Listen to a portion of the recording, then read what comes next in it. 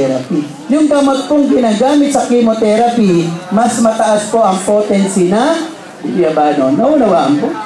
Ano pa meron sa inyo, Ferdy? Ito na po, para at least, no, malaman nyo ang produkto po natin, okay. Ayan, no, approve po tayo ng FDA. Going to global na po ang First Bite Plus.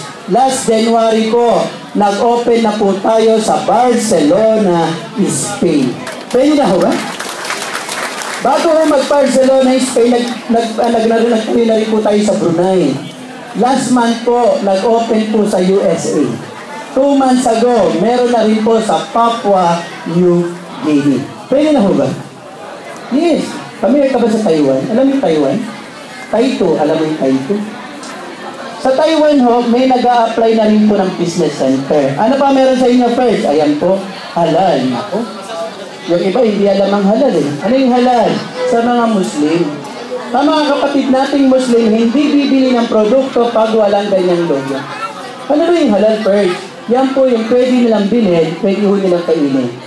Kaya po ang First Vita Plus, lagana po sa buong Mindanao. Dati nagsimula po kami, naalala ko, 2007, 1 month po ako nag-stay sa Mindanao. Hindi po sa Davao nagsimula ang office ng First Vita Plus, sa Panabo City. Alam niyo Panabo? 1 hour going to Davao. Ang dealer lang ho dati dyan, siguro wala pa ho sa 20 piraso. Awa po ng Diyos.